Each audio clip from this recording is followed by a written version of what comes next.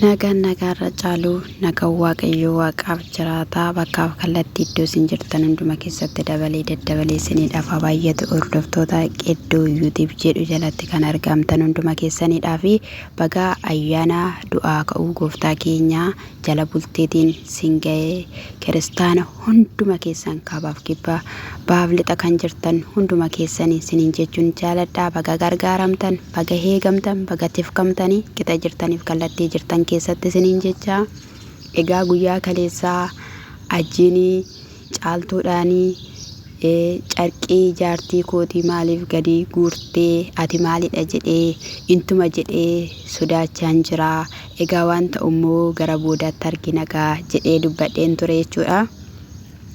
Akkuma jette jechuudha caaltuuni jaartiin ajjeesii mana hin bullee ajjiinis immoo mana hin bullee uffee mana koo keessa nagaadhaan bulee jedhee gammadee baay'ee natti toleenanii bulee aaran galfadhee amma ajjiinii natti bilbilaan baay'ee walitti kaanee manumatti na eegi inuman siif dhufanaan jedhee jettee dubbattee turte jechuudha.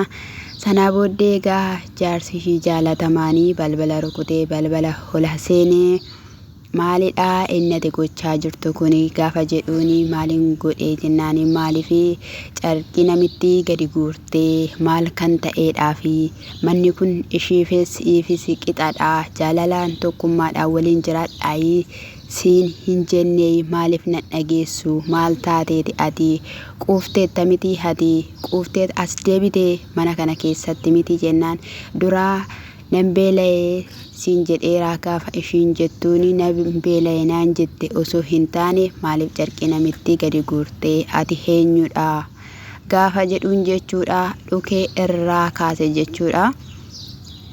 Wanta ati fiddu hin jiru manni kun mana kootidha bayitii kireessii fi yoo dandeessetta ta'e kanaan achi namittiin kun natti hin deebitu atis namittiin kunis narraa baa wanti ishiin qabdu kanumadha shaanxaadha gadi baasee fi manni kunis kan kootidha booneen keessa jiraadha gaafa ishiin jettu ati keessa hin jiraattu qophaa kee lachan keessaniyyuu waliin jiraattu waliin hin jiraattu taanaan yoo barbaadde baatee deemuu dandeessa malee carqii ishii gadi guurte ishiin eessayyuu dhaquu hin dandeessu jedheen jechuudha. Haala kanaadhaanii ishii tumeen maal ibsaa ishii dhuufessee jechuudha. Dhugaa rabbii ishii dhuufessee jechuudha. Du'a lubbuu kootiiti malee mana sana keessaas hin ba'uu jettee jirti. Ishiinis immoo natti deebitee mana kana keessa tokkummaan jaalalaan jiraachuu hin dandeenyu. Wafusumayyuu tokkummaaf jaalaladhaan jiraachuu hin dandeenyu. Anis lubbuu koon dhabaa ishiinis lubbuu ishii dhabdi. Yoo ta'uu baate immoo lachan keessanitti billaa naqeenanii hidhama jette jechuudha. Ka'iitii natti naqeeka maaf dhaadattare kinootuma jedhuuni carqishi gadi hin baasaa. Gaafa ishiin jettu meerru ka'ee gadi baasi. Ka'iitii gadi baasi. Dhugumaa ati intala namaati ka'iitii gadi baasi gaafa achiin jedhuuni amma gadi hin baasu garuu yeroo ati gadi baate gadan guuraaf gaafa jettu qabeetume jechuudha. Maayettume kana maayettuun jedhame ani osoo isa abdiin tumame na gaddisiisu ishiinis kun haala kanaadhaanii tumamtee jirti jechuudha.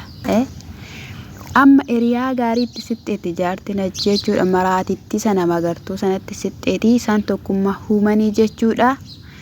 Waliin ixaana wanni sana hulatu waliin dhuufessaa turanii kinoonni immoo haala kanaadhaan jechuudha. Mee maal jettume kinoo haala kanaadhaan jechuudha.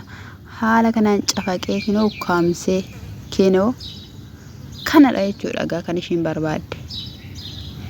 Aanaan manan du'aa lubbuu kootu du'atte malee jechuudha. Caaltuun lama miidhama guddaarra buute jechuudha. Harka ishii qabee yeroo akkatti inni micciiru harka ishii qabee micciiraa jira jechuudha. Harki ishii qabamee yeroo akkatti micciiramu kana harki yoo aqanqaalame harki yoo cabeera ta'e ajjii miti kan rakkatu dhageessaati. Ajjii miti kan rakkatu situ rakkata. Jaartee ajjii miti kan rakkatu situ rakkata jechuudha. Dhala koo jettee jechuudha. Dhala ati sababa dhalaatiif jettee miti kan mana sanatti deebite jechuudha.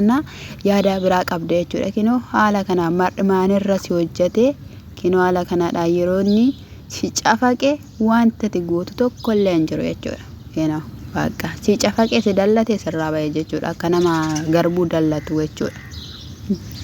Maaliif ati kabaja ofii hin laattu? Maalumaafi ati kabaja ofii hin laattu siin jedhame ani. Inni ishiin sun ni kana maqabu waraqanni bira jira hajji bira jira si ati garuu waraqanni keeyyuu cicciteera hooma nama gatii akka hin qabneetti mana sana keessatti ilaalamaa jirta jechuudha. Ishiinis sin dhiisu jetteetti atis immoo mana sana keessaa hin ba'u jette lubbuu kootachi keessatti darbaa jette amma gaa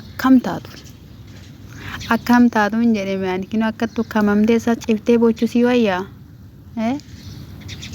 shiboche dadhabdee akkana nuu baate jechuudha. Mee maalidha mee isinii yoo isinitti man hin dhageessanii yoo isin gorsan hin dhageessanii miseejii keessan yookiin immoo komentiin dubbisnaa sagalee namaa sin dhaggeeffannaa jettanii egaayii amma nayyuu taf jettee hojjettee of dandeessuyyuu booda akka of hin dadhabne akka gargaarsa hin dhabne akka lafa onaa keessatti biyya hormaa keessatti rakkinni guddaan sirran buune ilmoo koo osoo jettu ofii keetiif miidhamarra buutee rakkinarra buuteeyyuu akka gatii hin dhabne sodaachaa jirra nuti jechuudha. Wanti jennu hin jiru egaayii